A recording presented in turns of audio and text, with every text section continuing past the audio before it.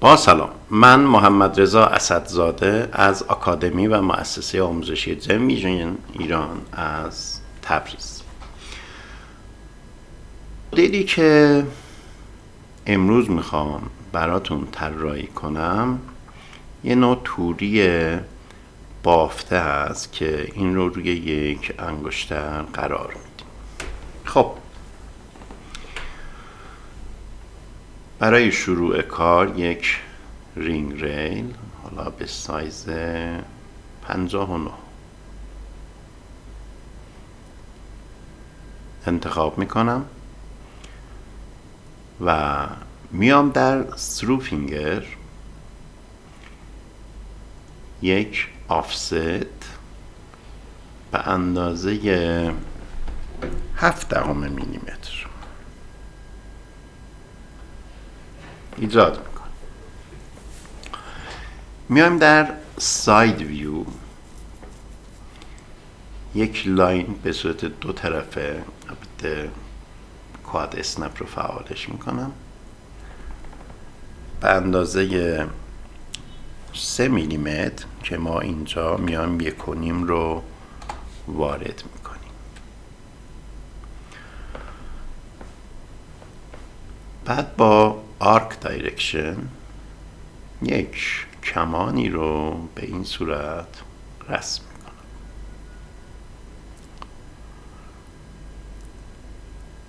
در قسمت بالا هم ما میایم یک خطی رو به اندازه 14 میلیمتر که من 7 رو وارد میکنم، شیفت رو میگیرم و کلیک چپ میکنم. میایم یک کمان با استفاده از آرک دایرکشن برای این به این حالت رسم میکنیم که من میخوام بغلای انگشترم به این شکل باشه.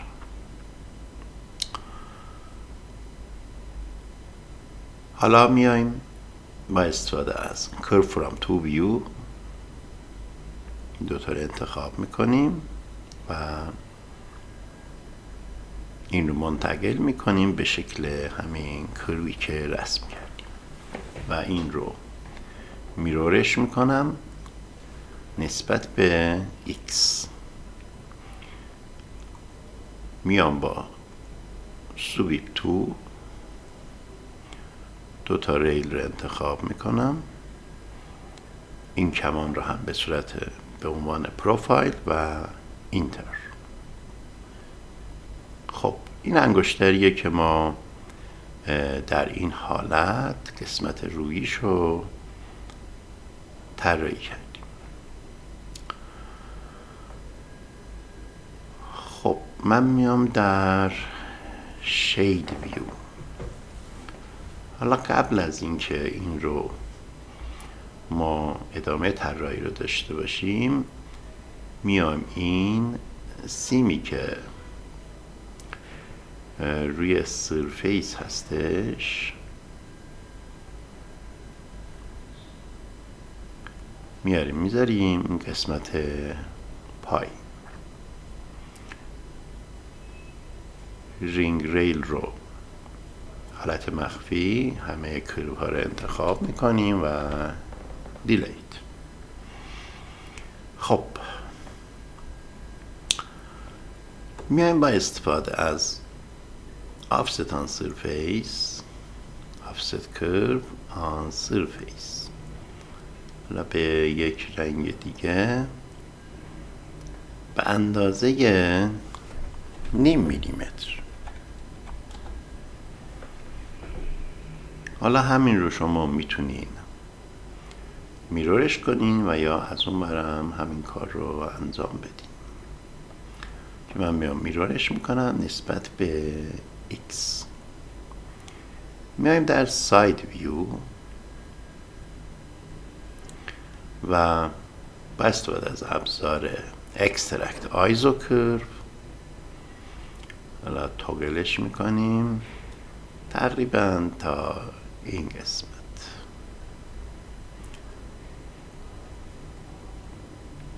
و همین رو من میام میرورش میکنم نسبت به y. حالا اگر من این انگشتر رو اینجا برداریم، میایم این رو اسپلیتش میکنیم. پوینت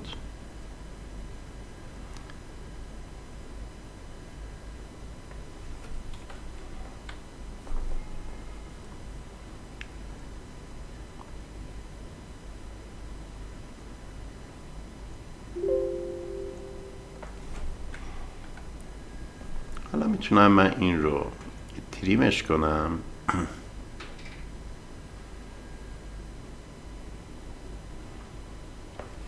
و کنترل زد بزنیم.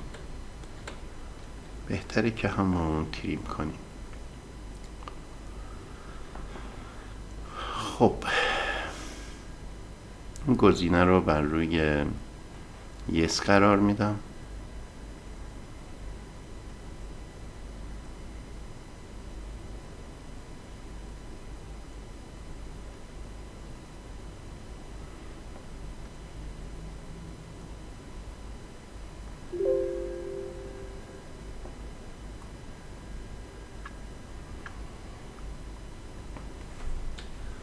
و این رو جایش میکنم.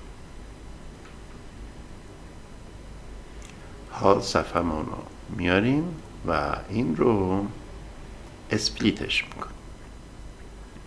آبجکت رو انتخاب میکنیم، کربمون رو انتخاب میکنیم و اینتر. خب میبینیم که این صفحه جدا شد.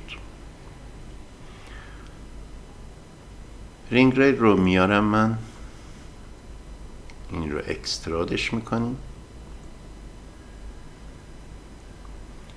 و از منوی کرو با پول بک این و این وری رو انتخاب میکنیم، اینتر، و منعکس میکنیم روی این سلندر.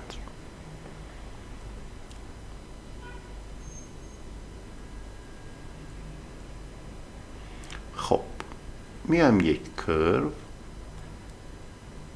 این قسمت پایین رسم میکنم و بعد با سویپ تو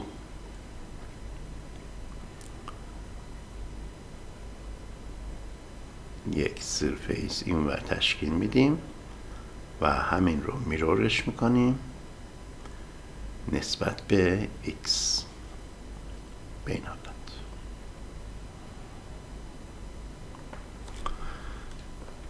اینها رو انتخاب میکنیم، جوینشون میکنیم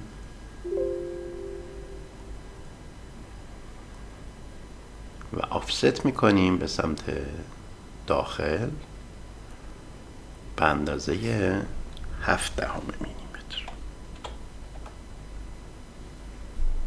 به این شکل. خب رینگ ما حاضره، فقط ما باید اینجا بیایم و همون توری که به صورت بافته هست منتقل کنیم روی این. خب قبل از این من این رو سیوش میکنم، پاکش میکنیم. خب ما انگشتر رو که طراحی کردیم، الان نوبت اینه که ما این توری بافته رو که لیسینگ روپ هم گفته میشه این رو طراحی کنیم. میایم در سروپینگر، اسنپ گرید رو فعال میکنم، از قسمت کرو میایم آرک دایرکشن رو انتخاب میکنیم و این رو یک مقدار کمان میدیم. حالا همین رو من روتیت، کاپی روی یس هست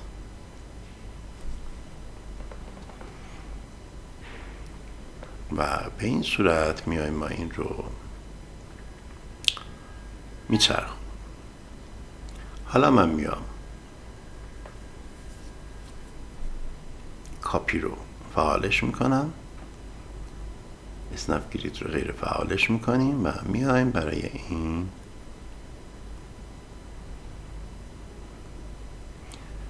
ببین این با این توری رو که ایجاد میکنیم این باید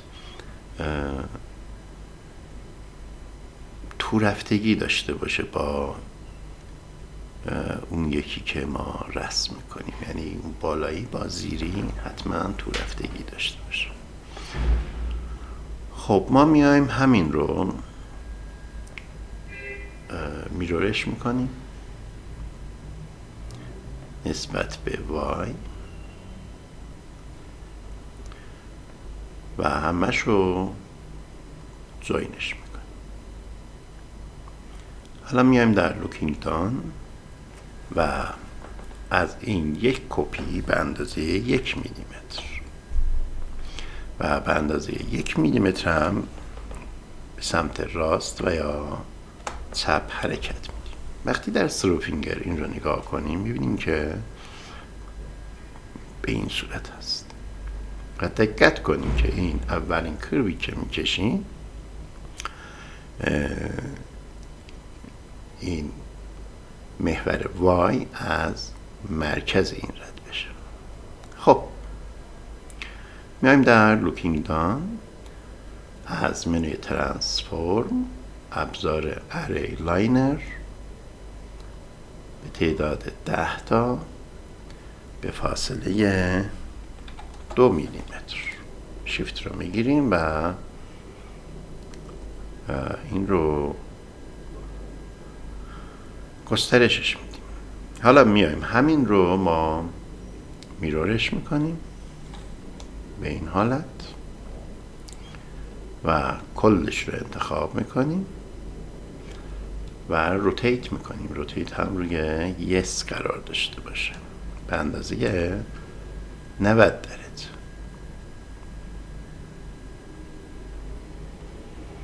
حالا همین رو که ما عمل چرخش رو انجام دادیم به اندازه 1 میلیمتر حرکت میدیم به سمت بالا و یا پایین. حالا اگر نگاه کنین میبینین که شکلی که ما میخواستیم ایجاد شد. خب یک بار من میام این رو عمل پایپ انجام میدم، مالتیپل همه اینا رو انتخاب میکنیم، اینتر به اندازه 0.3 کپ روی راند باشه و اینتر.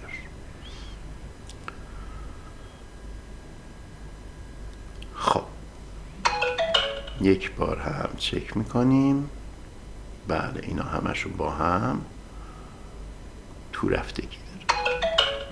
خب بعد از اینکه این توری که ایجاد کردیم مد نظر ما هستش میایم کنترل زد میزنیم و به اون حالت کرو در میاد. خب من این رو حرکت میدم به سمت بالا و حالا انگشترمون رو میاریم. خب الان من این رو میخوایم منتقل کنیم روی این. اول ما میایم این رو شیرینگش میکنیم، چون اگر در این حالت من از این اسمش بگیرم و اینها رو منتقل کنیم، چون این تریم شده است به کل این انگشتر منتقل میشه. برای همین این رو من شیرینگش میکنم و همین رو من اسمش میکنم برای صفحه گرید و این یه رنگ دیگه این رو من 90 درجه میچرخونیم، میارم قرار میدم در مرکز و در لوکینگ دان این رو منتقل میکنیم روی این توری که ایجاد کردیم. خب بعد از این ما میایم حالا این رو من به یه رنگ دیگه در بیارم. میایم از منوی کرو یه دوپلیکیت بوردر انجام میدیم بر روی همین با این رنگ. فعلا آبی رو برمیدارم و همین رو اکسترودش میکنم و در حالت سالید نباشه. حالا میایم این رو از این اسپلیتش میکنیم. اسپلیت رو انتخاب میکنم،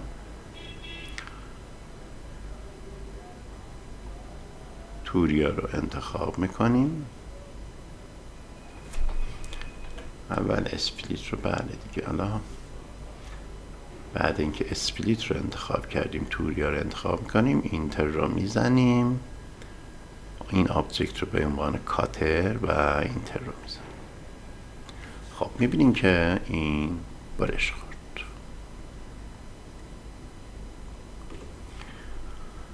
میایم در لوکینگ دان و قسمت های اضاف رو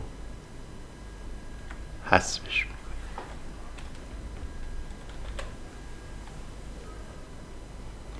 این قسمت برش نخورد.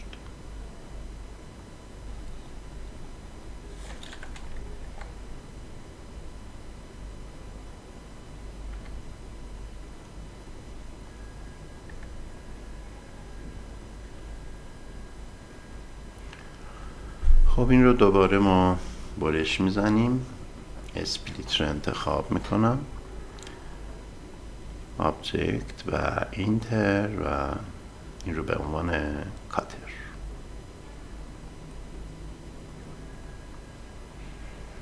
حالا میایم قسمت های اضاف رو حذفش میکنیم به این شکل. خب اینم لازم ندارم و این بوردر رو لازم نداریم. خب حالا من میام این رو پایپش میکنم. مالتیپل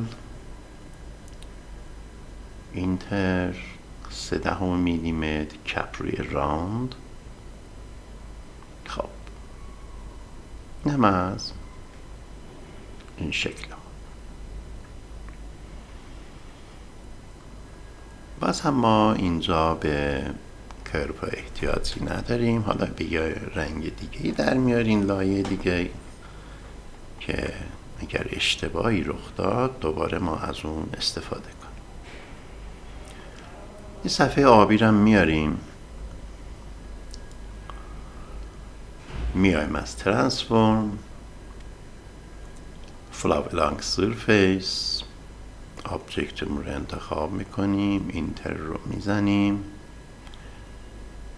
صفحه آبی رو انتخاب میکنیم و میایم این صفحه رو انتخاب میکنیم.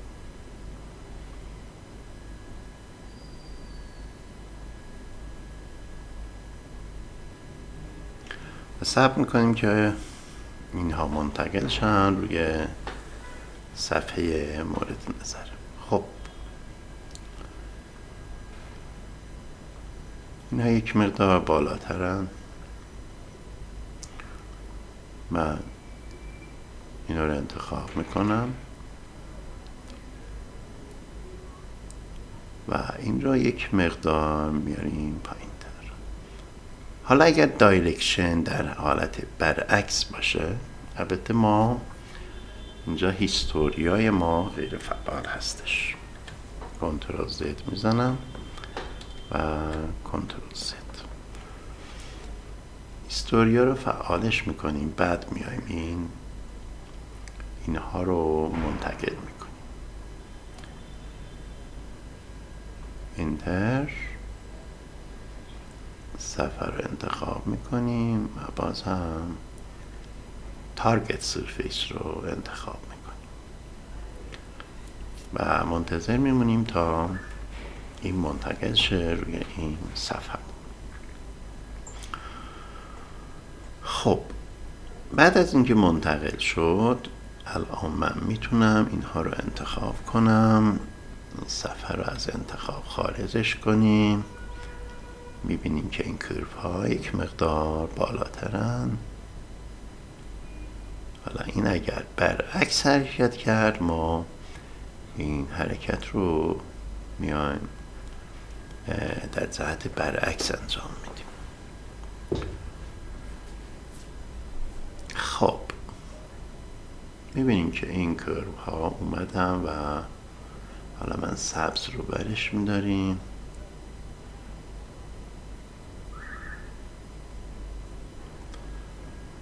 و میبینیم که این کرپ ها کاملا داخل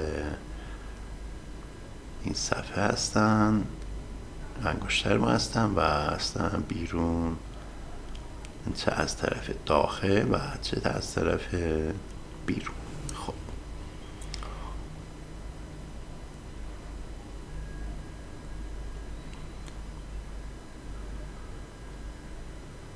خب این هم از طراحی این انگشتر و یک بار هم میایم این رو رندرش میکنیم.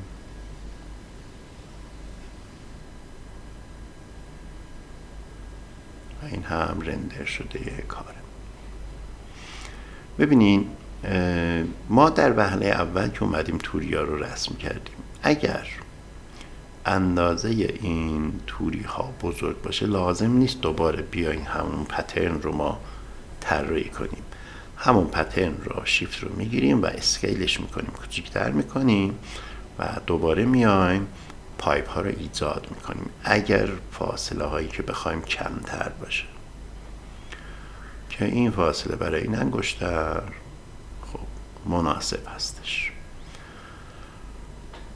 خب این هم از طراحی انگشتر توری بافته. همه شما رو به خدای بزرگ میسپارم و امیدوارم که همیشه موفق و مؤید باشین. یا علی، خدا نگهدار.